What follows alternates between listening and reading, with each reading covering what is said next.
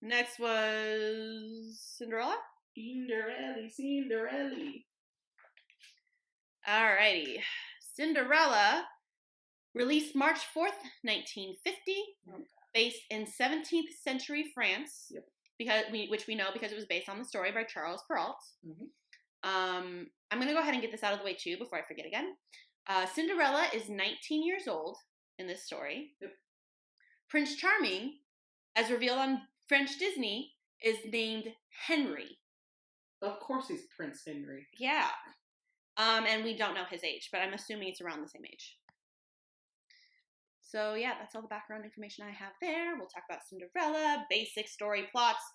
Girl who lives with her stepmother and stepsisters is treated horribly. She gets an invitation to the ball along with the entire kingdom. The horrible stepmother basically tricks her into not being able to go, and she's like at her lowest point in this torn dress, just like crying. And the fairy godmother steps in and says, "Fuck, bitch, you're going to the ball." Dresses her up, sends her on her way, but says if you want, you have to come back by midnight. You have a curfew. You need to be back by curfew, or else everything will go away. She goes to the ball, dances with the prince. Unknowingly, might I add. I didn't know that Cinderella didn't realize she was dancing with the prince. That's kind of dumb as fuck. I had forgotten that at that point. It's not super smart. But, you know, it also kind of proves, like, her sweetness. Well, here's the sense thing. of, like, the ball, stepmother and sisters left for the ball at 8 o'clock. That means Cinderella would have been there by, like, roughly 9. She danced with the prince for 3 straight hours and didn't realize it was the prince. No, but that also kind of shows that she doesn't care that he's the prince. She cares that he's a good person. You didn't ask his name, woman? Well, there's, like, Henry's a very common name, especially in, like, the 17th century in France. Like, there's a King Henry. Give him her name. He was like, "Wow, I don't have your name. How will I find true. you?" You danced with her for 3 hours. What did you talk about? That's true. That's true. I'll give you that. But Neither of them. Sometimes you get so caught up talking about things you forget. Sure. But okay, point. They danced for 3 hours. They danced for 3 hours. Curfew hits. She realizes she needs to leave. She's running down the steps. She loses her shoe, goes home. The prince starts looking for her everywhere, trying the shoe on everyone in the kingdom. And then he gets to her house, and the evil stepmother locks her in the attic so that he can't test it on her. Well, he doesn't go. His step guy goes. It's the Archduke. His dude goes. So his dude is testing it on everybody, gets to their house, tests it on the stepsisters, who neither of them fit, but both are like trying to pretend like they fit, and they're both horrible. And then her little mice friends let her out, and she comes down, tries on the shoe. First she breaks the first shoe, and then there's another shoe. That's not the point. Tries on the shoe. They realize that she's the woman that they're looking for, and she goes on to marry the prince and live happily ever after. Also, there's a whole, like, subplot with her mice finding the cat, and which is pretty great. It's pretty great. It's literally Tom and Jerry in the middle of my Disney film, and I love it. Yeah, and it's great. A lot of the movie, you guys. It's most of the movie. Like, it took over, like, half the movie. Was these mice. Great. Yeah. I remember that cat. Yeah. Lucifer is his name. Yes, it is. I would also like to add a very important part of this movie, the very beginning. Her mother dies. Father says that she needs a mother. He marries this evil stepwoman. She doesn't show her evil side until after her father dies. Yes. And then she becomes evil. I feel like it's very important for her character plot. Her character development is very important, tied to where she begins. Yes. All right, Cinderella. Cinderella. Oh, this woman is great. Definitely better than Snow White. Yeah. Yes, 100%. Good God. Low bar to start off, but okay. It's true. I mean, you're not wrong. I mean, I put her, she's a dreamer. She's got spirit. She's not just accepting her lot in life, though. She's got a little bit of fire to her. Kind, straightforward, hardworking. I'm gonna say the first thing I wrote down when this movie started. Mm-hmm. Despite her parents dying and her new family treating her like a slave in her own house, she remains kind and courageous. Sound familiar? Dear God. Oh my God. Okay, we're not talking about the live action. Stop it. No. She's fucking Harry Potter. I mean, you know. Both her parents are dead. Yeah. She's living with new family members of her and is a slave and ghost in her own house, but remains a very sweet, kind, and courageous being. Yes. However, Cinderella accepts and obeys without question. Harry threatens to stick his cousin's head down the toilet. Okay, that's fair. That is very fair. Only like in the maybe third or fourth book. But No, that was in the first one. That was in the first one. They talked about that. They It was did? before he Dudley died. goes, because he's going to the different school, and Dudley goes, oh yeah, I heard that they stick people's toilets down, their heads down the toilet the first day, and Harry goes, yeah, well, they haven't had anything as bad as your head down there, or they might be sick. Yes, I remember. He's So he doesn't threaten to stick his head down, but He's sassy as fuck. he's such as fuck. Again, I love book Harry. Yeah. He's Movie so Harry sassy. sucks. Yeah, he Book is. Harry is loves so him. great. He's my favorite. Yeah, Yes. Book Harry is amazing. But you're very right. She is very much going to follow orders no matter what. She hates it. She hates the order. She's going to do it anyway because she, for some reason, feels like she needs to. Yeah. She's very dexterous. Yes. This woman was carrying 2 platters with tea in a mug, one on her head, put one down, grabbed up a laundry basket, put one down, picked up a laundry basket, and kept going. Without dropping the one on her Without- head. Without any sort of issues. Yes. Until a mouse showed up in one of the cups. Like, Yeah. yep. So what'd you put her as? Oh, Gryffindor. Yeah? What'd you put her? I agree, Gryffindor. Because the only time she broke down was after every hope and dream she had came crashing down in front of her. See, I put her as Hufflepuff.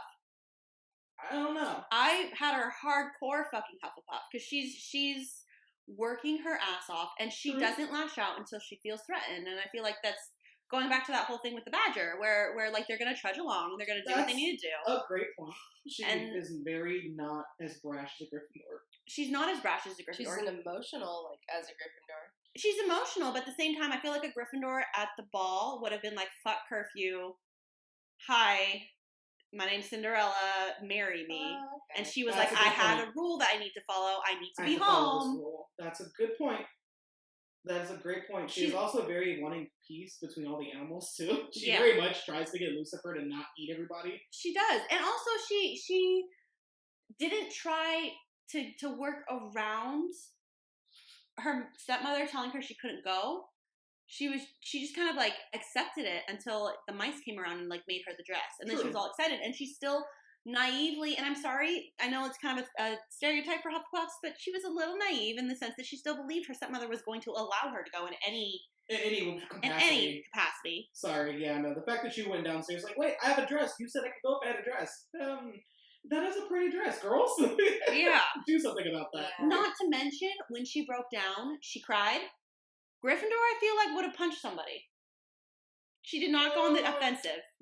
Not necessarily, because we definitely Gryffindors can be crybabies. They can be we crybabies. definitely see Every time they Gryffindors. lose a Quidditch match, They they're are basically weeping. crybabies. Oliver Wood weeps every freaking game. Yes, but she was being physically attacked. These girls were tearing at her dress, and she didn't even take a swipe at them. That's another fair point. Ginny Weasley would have punched a nigga in the face. Like, Thank she you. would have punched one of them in the face. So that's kind of why I put her in Hufflepuff instead of Gryffindor for me. Fair. That's fair. I can concede that. Okay. I can concede that. That is a fair point. So yes. Yeah, I can see it. Okay, Prince Charming. Oh, we're skipping the stepmother. Okay, cool. Oh yeah, we'll come back to her. Prince Charming. I had trouble placing this guy because he's in the movie and doesn't talk. His first appearance, I wrote it down because I was so amused. His first appearance was 36 minutes into the movie, and it's only like an hour and a bit movie. Yeah. He literally shows up for 2 minutes while they're dancing and then disappears until they get married. And they only dance and he runs after her. That is Yeah. all he does Yeah. in this movie. He's a hopeless romantic. Yes. Doesn't really want to marry just anybody. He has standards. Yes. Doesn't really want to get married at all, but his dad's kind of forcing the matter upon him. Yeah. He's sassy as fuck. He is extremely like, oh my god, you're bound to be fine. Rolled his eyes in a royal like procession of princesses, I'm sorry, but the and two then came up, he's yawned. like, he's freaking sassy and snarky, and I love it. Yeah. He's very much bold and brash too, I feel like. Yeah, Kind he of threw is. himself out there. As much as not all the princes need to go into Gryffindor. But he He definitely is a fits. Gryffindor. He definitely is a Gryffindor. And this is based off just the first movie. Yeah, there are 3 of these Cinderella movies. We only watched the first one. Yeah. I actually did. I watched part of the second one, and it was so bad. Was it? Yeah, I haven't seen it. I don't think I ever actually seen it. So. It's. I mean, the storyline about the stepsister and the baker is cute, but like everything else is just kind of like, why? Why'd you do this? I like a live action where you just never have to worry about the stepsisters again. They all went to a different kingdom. Yeah, that. They ran away. Yeah, or they were gonna die. I like the one with Hillary Duff. Yes. I loved Ever After. Did you guys see Ever After? Yeah, that's like my wife's so favorite movie. good. It's my favorite so movie. good. I love it. I've yet to see it, so I'm gonna just stick with that. Yeah, Leonardo da Vinci's in it. I know. It's amazing. Anyways, Leonardo who? Da Vinci? Not Da Vinci. I looked at her like, what? No, yeah, it's not Leonardo da Vinci. It is DiCaprio. Leonardo. No, DiCaprio. No. DiCaprio is the actor who's in Titanic. Wait, Oh, you you're said talking Leonardo da Vinci is in the Leonardo movie. da Vinci, Yes, the character. Oh, I was like, the fuck do you mean Leonardo da Vinci's in this I was movie? thinking I got him confused. You're No, right. Leonardo da Vinci is a character in the movie. That's right. That would have been a better way of putting it. Not Leonardo da Vinci's in this movie. I'm like, I'm sorry, what? What? Yeah, no, Leonardo DiCaprio is not in this movie. Anyway, Anyways, who are we going on to next? The stepmother? Or who do you got? yeah, Lady Tremaine.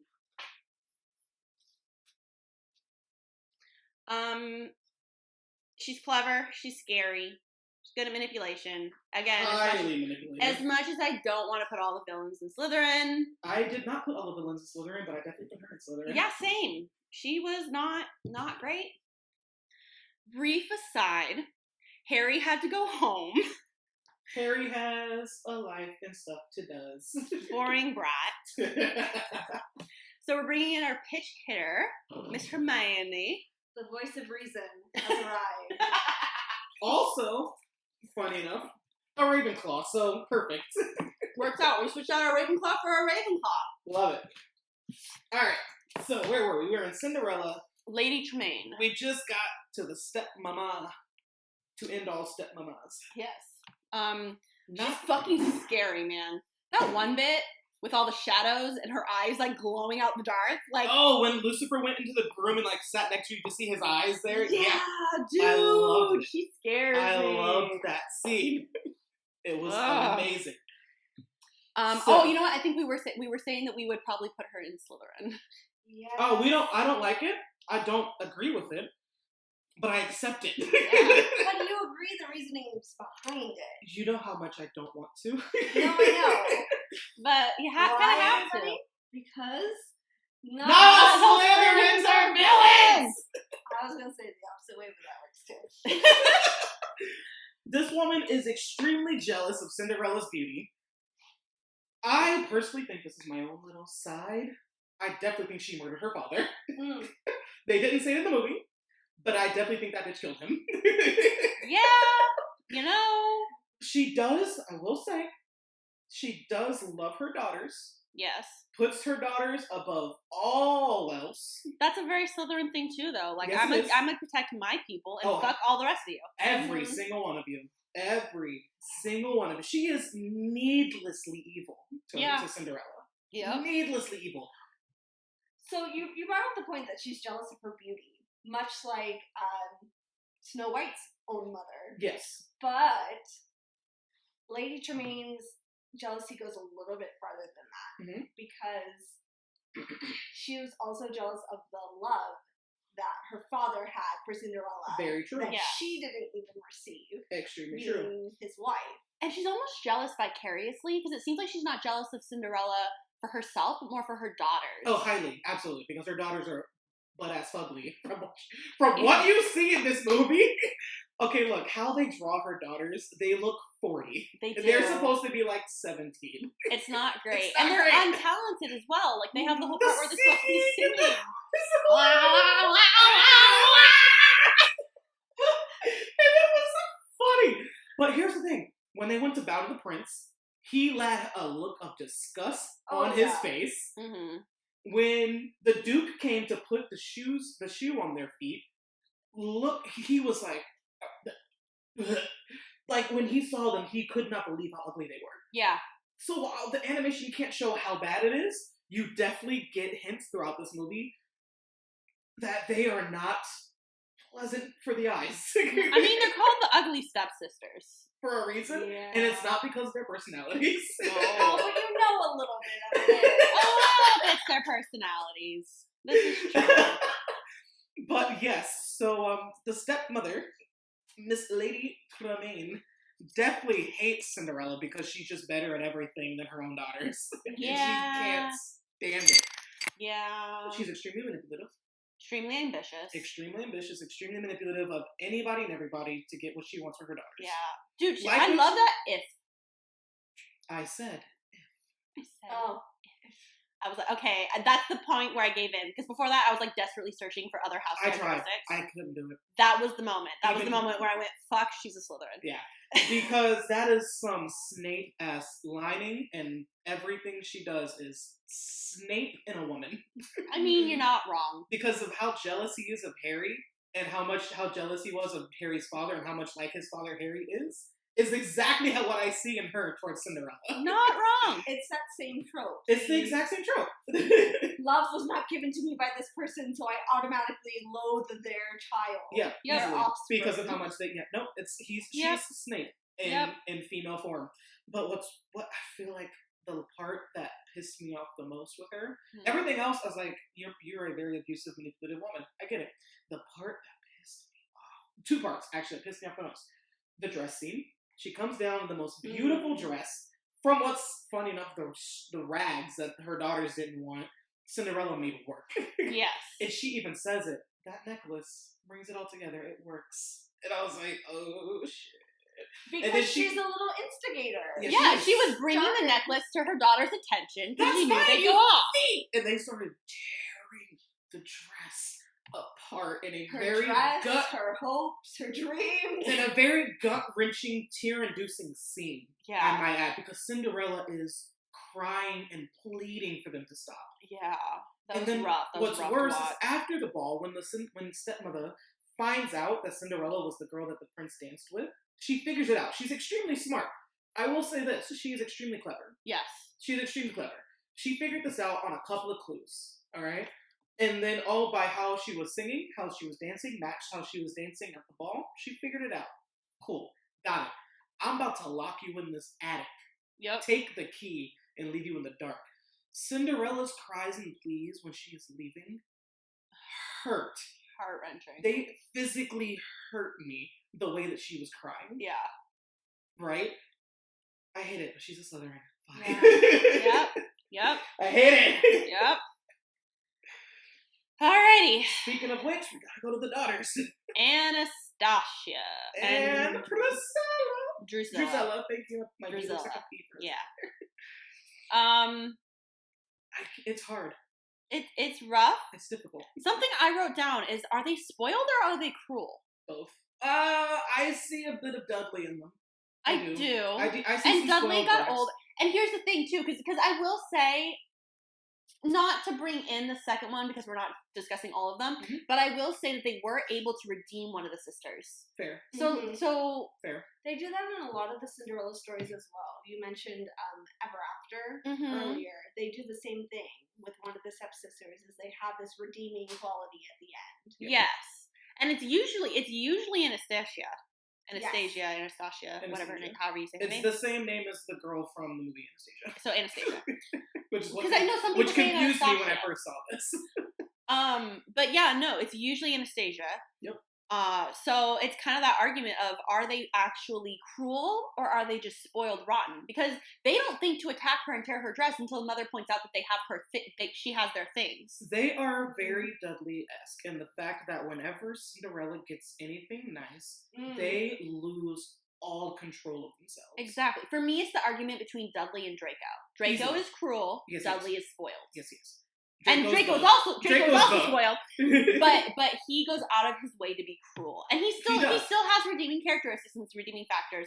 Towards I know the that end, yes. towards the end, he's a child; he doesn't know better, Precisely. but he goes out of his way to be cruel. Mhm. And Dudley can be, but is more spoiled and just following the directions of his parents. He's very much following his parents' example, which is exactly what they do because their mother, and they even said at the beginning of the movie, when the father died, they wasted all of his money on selfish shit for those two. Mm-hmm. So they got used to they were young when he died. Yes. So they got used to a very style of comfortable living, getting whatever they wanted whenever they wanted it. Which is why, because I put down a lot of characteristics they have, but looking at them from the viewpoint of how they were raised, it's very obvious as to why. They're very bossy, because whenever they wanted something, their mother would get it for them. Mm-hmm. So now that Cinderella is in the position of whenever we want something, we ask you for it. They are very bossy, very impatient, and we want it right now. They want instant gratification throughout the whole movie. They can't handle disappointment, rejection, or the word no whatsoever, which again comes from how they were raised. They got whatever they wanted, never have to worry about the word no. Mm-hmm. And so, yeah, they are very much raised in a way that is unfortunate for them. I don't know where to put them. I struggled a lot. Mm-hmm. I, in the end, though, had to say Gryffindor. And Okay. Here's the reason. I want to hear it. So. Is that they're not clever. And they're not smart. They can't be Slytherin or Ravenclaw. At all whatsoever. At all whatsoever. They have no wile, no cunning, no nothing. Like, they can't. They're not hardworking. They've never worked a day in their life. But they put themselves out there again and again. They put themselves in these situations where they can be ridiculed. That is very true. They put themselves out there for the prince. They're very prideful. They're very prideful. They were going to be like, I'm going to try and make this slipper fit my foot. No matter what. No matter what. Mm-hmm. And they know that this slipper's not going to fit. They know it's not theirs. And they're going to try it anyway. And I feel like that's a very bold, brash thing to do. That is fair. I like it. I like it a lot. That's kind of where, for me, because, yeah, they're spoiled rotten and they're dramatic and all that shit, but they're not practical or clever or cunning enough. And they're not ambitious on their own. Yeah, they want to marry the prince, but they think it's going to be romantic. Their mother is the one who has the ambition of they're going to be royalty, they're going to be the queen, they're going to rule and all this stuff. For them. Yeah. They just think it's romantic to marry the prince, and he's so handsome. Yeah. And that's very true. The only thing they ever get ambitious about is directly to their mother. Exactly. Every time. So for me, they're just spoiled, rotten Gryffindors. Which, again, I'm going to go ahead and put this out there, just like how not all Slytherins are evil, not all Gryffindors are good guys. Yeah. No. Looking at you, my guy, Peter Pettigrew. Yep. Mm-hmm. So, yeah, Gryffindor it is. I like it. Agreed. Okay. I have spoken. Okay. Great show. Anyway, next right. up, I have the fairy godmother. You? I have her on here. Who knows? I don't. Well, the order doesn't matter, but I just don't have a lot about the fairy godmother. I put down that she was mothering. Yeah, there's not a lot of information about her. But when she's in there, her personality is on full blast, my guys. This woman is amazing to watch on screen. And here's why. She's extremely forgetful. Lost her wand when she first got there. She's like, where the hell is my wand? Oh, magics it up in her hand. Alright, there it is. Very creative. She is so freaking creative. I'm going to turn that pumpkin into a carriage. I need a horse to pull it. Nah, F this horse. I'm going to turn those mice into horses. That dog, he's now going to be the horse, guess what you're going to do? You're driving the carriage. Doggo, you're the step guy. You're going to help her into the thing. All right, you got everything you need. You're ready to go. Oh, right, your dress. Honey, you can't go in that. The dress is god awful. Didn't notice the dress until it was pointed out to her. This is true. And then she made it extremely beautiful. This is true. She is quite the visionary. She's quite the designer in how she puts every little piece together and makes it fit so perfectly. The carriage, the gown, down to the stupid glass slippers. It all fits perfectly, though. This is true. She's a Ravenclaw. She's definitely got some Ravenclaw vibes there. I can see it, and I'll concede, but I want to make the point that the first person I thought of when I saw her was Molly Weasley. Fair enough. That's fair. I can definitely see her defending Cinderella and being, not my daughter, you bitch. Yeah. Accurate. But I can see Ravenclaw. She doesn't. No, and I can see Ravenclaw because she is very much, she's kind of like that forgetful, absent-minded, like... She's very much Luna. She's very, yeah. She's old Luna. That's what she is. I feel like that fairy godmother is Luna Lovegood in a different lifetime. Yeah, I can Future see it. Luna Lovegood. Very eccentric. Very eccentric. Yeah. But whimsical and creative. the creativity is just, it's on full blast. It is. I have to put that out there. That is like the biggest thing that she is. She is just such a visionary. I like the way you put that. Down to the stitching and the glass goddamn slippers, which I will talk about at length. Also, like, she didn't struggle with a single spell. A single spell. She had everything. The second she pulled her wand out, alright, I got this. Boop. To be fair, it goes back to that forgetfulness that you mentioned earlier. Mm-hmm. But she was trying to figure out what the words were at the beginning. She goes, That's true. Bippity, snippity, snappity, and then finally figures it out. Bippity, boppity, boo. Makes a whole song off of those one word. Off of that one spell. This is true. I gotta go Ravenclaw. Yeah, and it's too. It's because you see Xenophilius Lovegood when they go visit him in his house. He's like, "Where did I put? Is that absent-minded? Like, I've got so many things going on in my head." Yeah, I feel like most of the time creators are very absent-minded. Well, because their creations are distracting sometimes. Yeah, it's very fair. We're all creators. I'm not exactly saying this is a bad thing. That's just something that I feel like is a very big part of that lifestyle, that brain work, that brainwave, the way they work, the way they think. They get distracted. They get forgetful. It's cool. It happens. We don't have time to worry about the practical things that are physically in front of us. We're like, where the hell is my wand? Yes. That I need to use to make all this other stuff work? We know it'll show up eventually. That's just a moot point at that point. It'll get there. We'll find it eventually. So Ravenclaw. Hardcore Ravenclaw. Just from the time that we see her. Okay. Alright, so let's go through the pets. I have 4 pets on my list. I got Gus, Jack, Lucifer, and Bruno.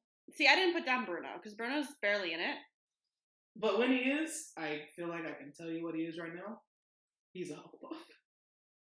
The way that he jumps in to protect Cinderella the second he gets called to, the way that he attacks the cat when he feels like that cat is a threat, the way he's very loyal to Cinderella, no matter where he is, call me, I will be there, I'm going to protect you with my life. Very Hufflepuff. Well, since it's a dog, wouldn't you be more inclined to call it Hufflepuff? No. Oh my god. I love you so much. Are you asking if I would be inclined to do so? Hell no. But apparently you might be, so we'll go with it. So, I also agree that Bruno is a Hufflepuff. Yeah. Yeah. I gotta go with it.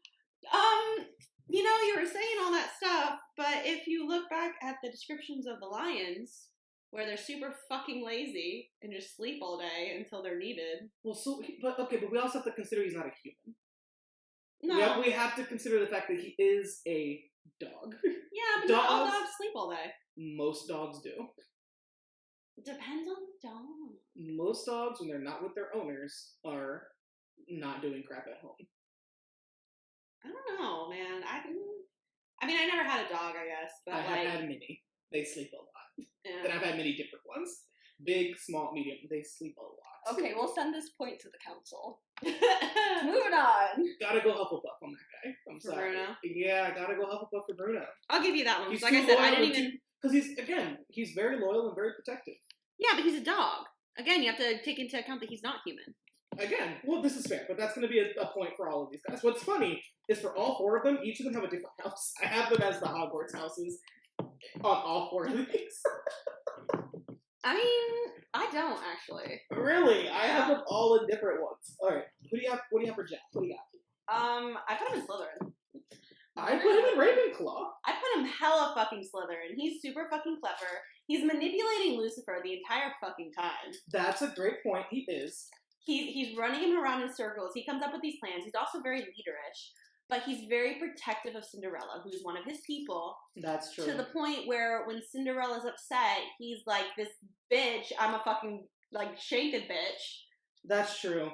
I put him in Ravenclaw, again, because of what you're saying. He came up with all of the plans. He's very quick on his feet. When his plan doesn't work out, he comes up with another one like that, instantly. Very creative in how he deals with Lucifer. But, again, you're very right. His motives are, he's very manipulative of the cat. Yeah. Very much protective of Cinderella, which he definitely considers his family. And I can concede that point. That's fair. See, I was really focused on his, quick creative problem solving that he did the whole movie. The whole thing. So when for example, the necklace, the beads went everywhere. Yeah. He starts grabbing beads and shoving Gus them Gus's in Gus tail. Gus's tail. I don't have a bee to put these in, so guess what, buddy? They're going on your tail. Let's go. Or all of his little schemes that he comes up with the cat, like he chews off the buttons, is just going on his merry way. Look at me, I'm chewing off buttons. Just focus on me. Over here. Look at me. Just knobbing on the buttons. Yeah. And then finally, Kitty Cat comes up, and he, like, in perfect syncing time, just Pumps it onto his nose. I love that. smacks him with a button on the nose, and it's just on with the show. On with the action. Yeah. And so I'm like, and because also he knows that house like the back of his hand. Mm-hmm. They show up in every little spot that I don't even think should be a thing. They pull up the candles from the chandelier, go back in, show up out of one of the grates from the air conditioning or whatever that might be. He has that whole house mapped. Notice, okay, quick problem solving again. Notice how when she took the key, what pocket she put it in, followed her all the way downstairs, got into that pocket, almost lost the key and almost got captured. When she let go, grabbed the key, and I will say very, very strenuously took it all the way back up the flights of stairs to save Cinderella. Yes. This is true. But now you're kind of bringing up the hero complex in him. He is very much he's very smart, like a Ravenclaw, mm-hmm. very protective of his own people, and very cunning, and very manipulative, like a Slytherin, brave as hell, like a Gryffindor. Yes, but I feel like that bravery is situational. I don't think he would put himself out there for anybody. No, that's very much for people. Specifically for his people. For his people, yeah. Which so I can concede to Slytherin. Yeah. Because Slytherins are also very cunning and very creative and smart. So yeah. Ravenclaws are very much more book smart. He's very street smart, I guess would be the best way I could put that. Yeah. That's always that kind of that like line for me is book smart versus street smart. And he's not super book smart. No, he's extremely street smart. That's fair. Yeah. Alright, what do you got for Gus Gus? Gus is a whole mood. He is! He's a fucking Gryffindor. Hardcore. He wants to beat the shit out of that cat every time he sees him. The first thing you see him doing is he's in that kitchen. Let's go! I will beat you down. Like an inch big, and like this big monster is coming at him, and Let's he's go. just like, I'm gonna fight you.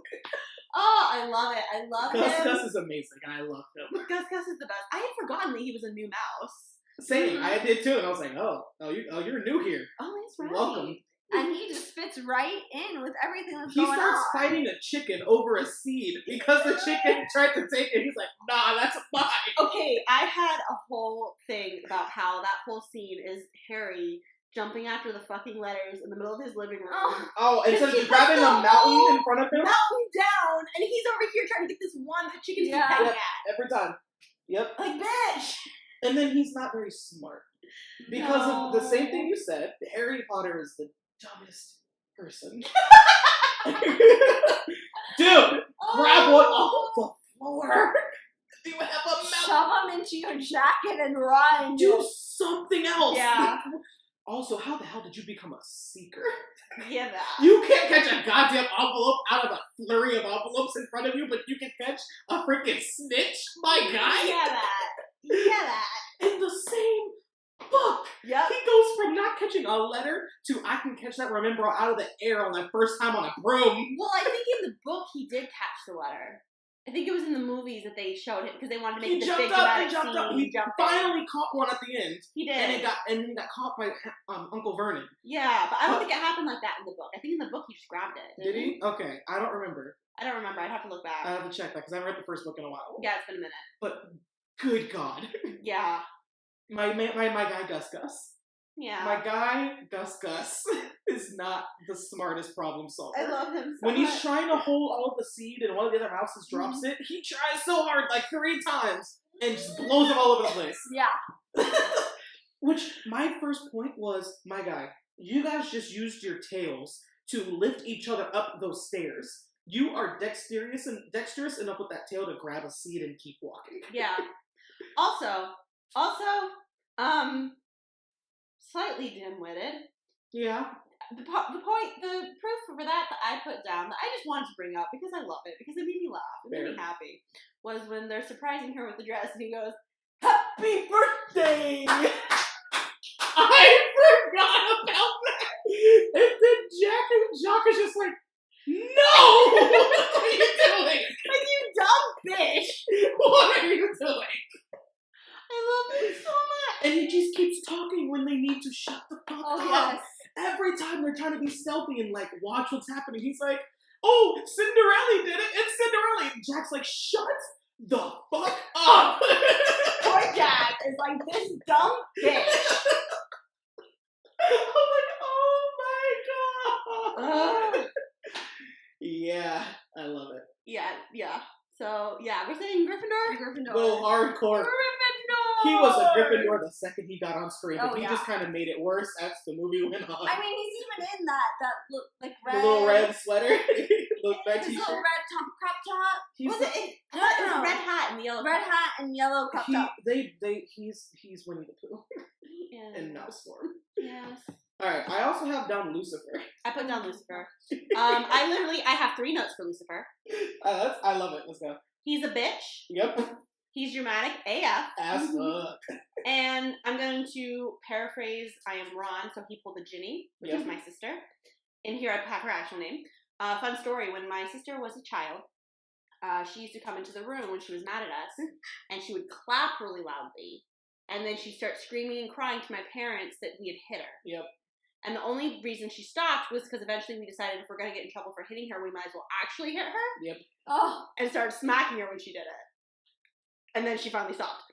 But this cat pulled the exact same fucking shit where he like got under the dog, scratched the dog so it would make a noise, and then started whining and crying to Cinderella that the dog had attacked. Yes, he did. And those are the only 3 notes I have about Lucifer. Yep. He is a bitch. For multiple reasons in the negative, and so when he, when the mouse gets caught, when Gus is under the teacup, and he gets caught by, I don't remember which daughter got that teacup. I don't remember which one. Anastasia. Was it Anastasia? Okay. So she opens up, screams, runs to her mother, and Lucifer looks terrified in the hallway when it first happens until he sees the mouse. He's waiting for the mouse to come under the door, catches it until Cinderella makes him let go. Oh yeah, no. Lucifer was waiting for the scream. Yeah, he's like, "Oh, there it is. He Come went here, little up mousy." Every time Cinderella went in with a tray, he went and like pressed his ear up against the door. Not that one. Not that one. Next one, pressed it against the door. Nothing yet. Went to the third one. There it is. No, because that was the mother's. Yep. There was still The mother, nothing. yeah. And then finally, the second door, Anastasia. And Lucifer runs and just like, gimme. He's waiting by the door, right? And then Cinderella makes him drop the mouse out of his last paw. And then he looks like, he's like, well, fuck, right? Yeah. Until he walks into his mother's room, like, oh, well, you're about to get in trouble. F this shit. And it just sneaks up onto her dark-ass bed. Yeah. And is just waiting for the punishment of, you gotta do this, you gotta do this, you gotta that. He's like, what about me? Yeah. Oh, right, and give the cat a bath. Fuck, it's not what I wanted. The cat got what was coming to He's him. like, He got that's his comeuppance. not what I wanted. Yeah. I hate it so much. He's a hardcore Slytherin. He really is. He really is. He was another one that And was like, he's I was just trying. so petty. He's so petty. He's a petty So pussy cat. petty. So petty. When Cinderella's taking her sweet time, washing the entire floor, bubbles and Grabs beautiful. the dust. Yes, and starts prancing around with his little dirty paws His everywhere. So Little bad. shits. The little shits. Pissed me off so bad. Alright. Draco, you little. Yes. So I also have the King and the Grand Duke left. I did not sort them. I sure as hell did because they're so much fun to sort. I did in my notes, like my original like notes that they took that I got rid of because they weren't good. Say that the Duke was like hella Ravenclaw. Oh, that's exactly. Yes. Let's do the Duke first. Let's go ahead and go back to that. This guy is amazing. This guy is hilarious. So at the point where we we meet the Grand Duke and the King. The King is just talking on and on how he wants grandchildren. And how he's gonna manipulate, we'll get to him in a second. He's gonna make the situation happen where, you know what, I'm gonna make my son get married and make him give me grandchildren so I can have fun again. Yeah, pretty much. And then the Grand Duke is just like, that ain't gonna work out, my guy. It's not a great idea. It's not gonna work out for you. The second that it looks like it's not gonna work, the second that before Cinderella pops up, he's like, oh, you probably had it in your head that it was going to be some romantic thing. He would see her across the room. He would just run up to her. They would just dance the night away, get married, and have kids. Well, I'm sorry, my king. That's not how life works. He's hella I told you so. This guy is so much like, nah, I told you straight up that this wasn't going to work. He's very realistic, does not at all believe in fairy tales or romance, love at first sight. None of this is a thing in his world that he lives in. Yeah. And he does not mind telling you that much. I feel like there's like two, and this is something, because everyone's kind of trying to be like, oh, Ravenclaws aren't all bookish and whatever. I feel like there's kind of the two streams almost of Ravenclaw, where it's, on one hand, you're very straight-laced, very bookish, very much like Percy Weasley would fit well into Ravenclaw. Yeah. And on the other hand, you're Luna Lovegood. Yeah. You're all over the place, you're very creative and and I feel like he fits in with the first version very well. Oh, absolutely. He's very much like, if it's not in the books, it's not science, it does not exist. Yeah. Yep. If you were to tell him how Cinderella got her carriage and her boot and her shoes and everything, he would put you in an insane asylum. That's what this guy is. Yeah. Like, magic isn't real, romance isn't real, love at first sight isn't real. Hardcore, unfortunately, the negative side of Ravenclaw. Pretty much. I agree. The King is a hardcore Slytherin. Let me explain why. Okay. I'm gonna need your help on this one. Okay. The King wants grandchildren. What is he willing to do? Anything it takes. Anything it takes. He's gonna manipulate the whole country. Yeah. The whole kingdom is gonna be in on my ploy. And no one's gonna stop me because I am the king. And the What does he do? He throws a ball for him to find a wife. And it makes it mandatory that every eligible woman in the kingdom is at this ball. They all have to meet the prince, they all have to bow to the prince, and the prince must stand there and deal with it and say hello to every woman until he finds his wife. You're not wrong. You're not wrong. What else does he do? Or what else happens? You about to say something about the Grand Duke? I was going to say, so he finds a loophole, which is one of my favorite things to do, Yep. but isn't really a good Ravenclaw character. Oh, yes it is. Oh, yes it is. So the Grand Duke says, but my king, he wants to fall in love. Your son wants true love. So Mr. King, being Mr. King, is like, okay, I will make this happen. I will make a situation in which it's not just me forcing him to marry somebody. He gets to choose. He gets to choose who he falls in love with. Yep. Which is how he thinks it's going to work. Which it does, but that's besides the point. Yeah. And I will say, I'm kind of seeing where you're coming from, especially because there's that whole bit where he's like, okay, dim the lights, play the music. Yes. Like, let's make this He's dramatic. controlling this whole thing like puppets on a string. Yeah. Orchestrating his son's romance. I have one more thing to add on here that I don't really want to add on here, but it is important to go along with the I will do whatever it takes to make this work. Mm. He threatens to kill the Duke if his son doesn't fall in love tonight. I mean, yeah. I'm going to make it your fault, and I'm going to cut your head off, my guy, if it doesn't work. Yeah. I hate it, but he's a hardcore Slytherin. Yeah, you're not wrong. You're not wrong. Hardcore Slytherin. Yeah. When I saw that, I was like, you aren't even trying to hide it. Like, it's just what it is. Anything it takes. Oh, boy. Anything it takes. Pretty much. And if I don't get my way, well, you die. It's your fault. You're gonna die. Yeah, I'll concede that. I'll agree with that. I see where you're coming from. He has this idea that he can control Everyone. every Everything. single aspect Yep. of his world. Like, that he can perfectly control his son, perfectly control the way his life goes. He perfectly controlled the women in the entire kingdom Yep. with a singular letter. Yep. But I mean, is it really that hard to get a woman to dress up and go to a ball to meet a prince? I mean, to get every woman. I will say though, this movie was written in the 50s, and it's based on what year did you say this is based off of? 17th century France. Every woman. Yeah. Right there. Like, 14th century France. 17th. Sorry, 17th century France. Every woman wants to get married to that prince. This is true. This is true. Especially when his name is literally Prince Charming. Yeah. This is true. This is fair. Yeah, there you go. Okay, I'll concede it. Anyone else in Cinderella? No, I think that's literally everyone in the movie, actually. Yeah. Outside of the random people in the background that don't say a thing. Yeah. The pumpkin does come to life. Oh my goodness. Does it though? It becomes it turns from one inanimate object into another inanimate object. I think that's literally every character in Cinderella that says any words. Pretty much. Outside of those 3 female mice that just kind of sing along when Jacques and them are making the dress. Yeah. I will, oh my gosh, too, I will say